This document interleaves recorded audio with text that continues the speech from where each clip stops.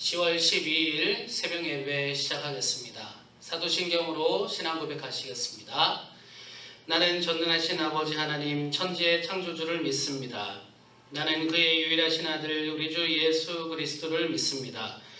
그는 성령으로 잉태되어 동정녀 마리아에게서 나시고 본디오 빌라도에게 고난을 받아 십자가에 못 박혀 죽으시고 장사된 지 사흘 만에 죽은 자 가운데서 다시 살아나셨으며 하늘에 오르시어 전능하신 아버지 하나님 우편에 앉아 계시다가 거기로부터 살아있는 자와 죽은 자를 심판하러 오십니다.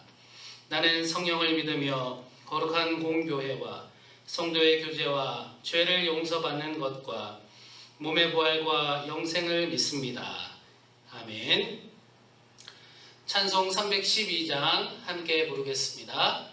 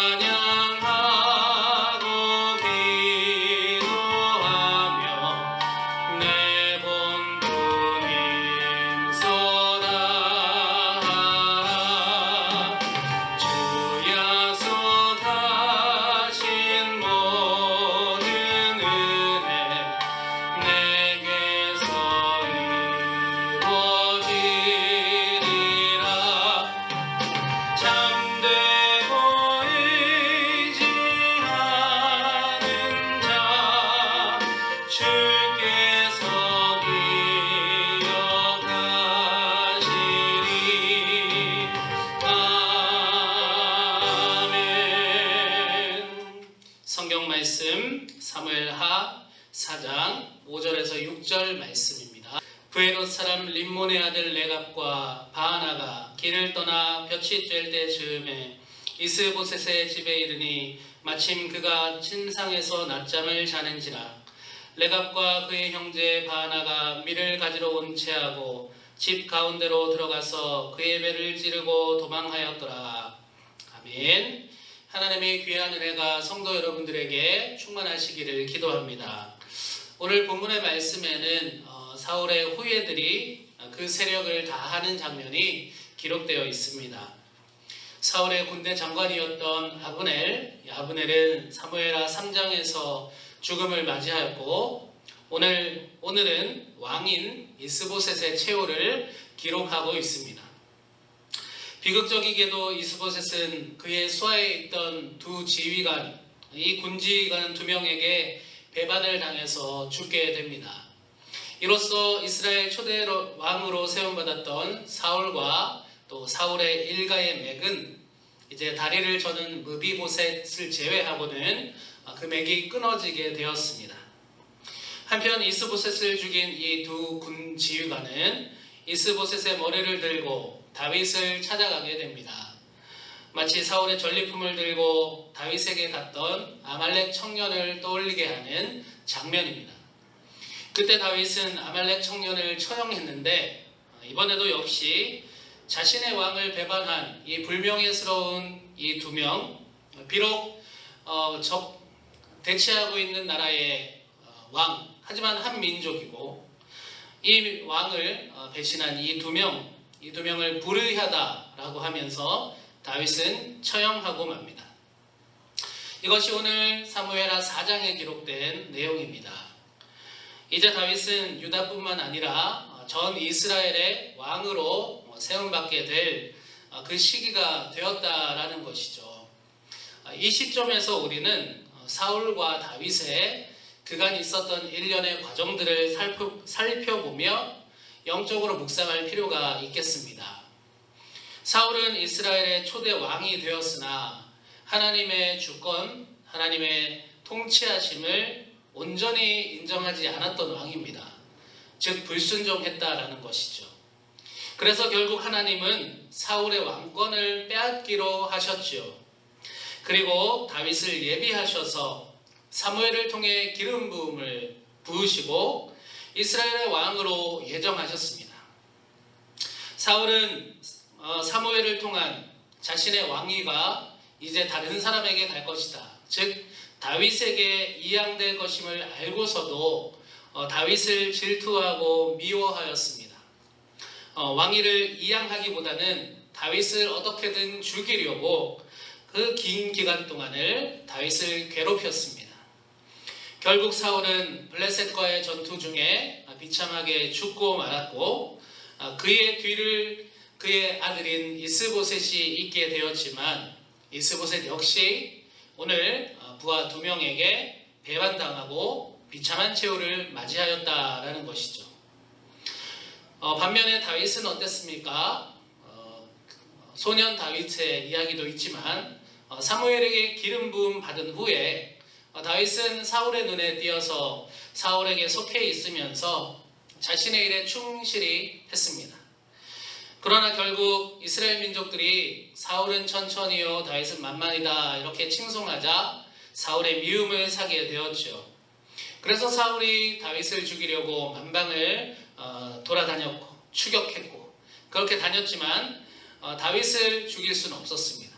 반면에 다윗은 사울을 직접 죽일 수 있는 정말 칼만 들이대면 죽일 수 있는 그런 절호의 찬스를 2번이나 맞이하였음에도 불구하고 하나님께서 기름 부으신 자를 내가 내 마음대로 할 수 없다 이렇게 이야기하면서 그의 옷자락 벤 것도 양심에 찔려 했습니다. 다윗은 도망자의 신분이었지만 무슨 일을 하든지 간에 하나님께 기도로 묻는 자였습니다.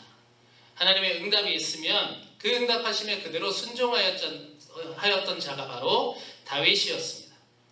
하나님이 다윗 너를 왕으로 삼겠다 하신 지 7년하고 6달이나 지났지만 나를 왕으로 세운다더니 이렇게 오랜 기간을 보내게 하신다. 이런 불평 같은 거 한마디도 없이 또 왕으로 세우겠다 하셨지만 그것을 중요하게 생각한 것이 아니라 하나님이 어떻게 하자 하시는 것에 초점을 두어서 그렇게 하나님의 주권을 인정하는 것에 그의 온 힘을 다했습니다. 그 결과 비록 7년 6개월이 걸렸지만 하나님은 다윗을 이스라엘의 왕으로 삼으셨던 것입니다. 여러분, 사울의 모습을 짧게 갈무리했는데 그는 하나님을 따르는 듯 했으나 자세히 보면 하나님을 따르지 않았던 자였지 않습니까? 결국은 자신의 의지대로 했던 왕이 사울이었습니다. 전쟁이 일어나도 하나님이 이렇게 하라 하셨는데 결국은 자기 마음대로 했죠. 제사도 왕이 제사를 하면 안 되는데 결국은 자기 마음대로 제사를 했죠. 이스라엘의 왕권도 내 마음대로 하는 것이 아니라 하나님이 하라 하시는 것을 따라야 했음에도 불구하고 자기 마음대로 했죠. 사울의 일련의 모습들을 돌아보니 사울은 하나님의 뜻을 반대했던 자, 하나님의 뜻에 저항했던 자였다라는 것으로 결말 지을 수밖에 없습니다. 사울의 일대기를 훑어보면 이렇게 아주 교묘하게 하나님의 뜻을 따라 왕인 것처럼 행동했으나 그것을 저항하여 자신의 뜻대로 지냈던 것을 알 수 있는 것입니다. 다윗은 어떻습니까? 다윗은 처음부터 끝까지 하나님의 주권을 인정했던 자였음을 알 수 있습니다. 그리고 하나님의 뜻을 정확하게 지키려고 자신의 목숨의 위협까지도 불사했던 자였습니다. 이것이 사울과 다윗의 차이인 것입니다. 사랑하는 성도 여러분, 사울과 다윗의 이 이야기를 읽으며 깨닫게 되는 가장 큰 주제는 무엇이겠습니까? 하나님의 주권에 대한 이야기일 것입니다. 즉, 하나님께서 하시겠다 하신 것은 결국 이루신다라는 것입니다. 사람이 그 뜻에 사울처럼 저항한다 해봤자 그것은 본인과 그 일족을 해치는 일뿐만일 것을 알게 되는 것, 깨닫게 되는 것입니다. 그렇기 때문에 우리가 할 수 있는 것은 빨리 하나님의 주권을 인정하는 것이고 그 주권자 대신 하나님의 뜻에 순종하며 믿음으로 함께 나아가는 것이다 라는 것입니다. 하나님의 뜻은 반드시 이루어집니다. 아브라함을 믿음의 조상이 되게 하셨고 이스라엘 민족을 하늘의 별과 바다의 모래와 같이 하셨습니다.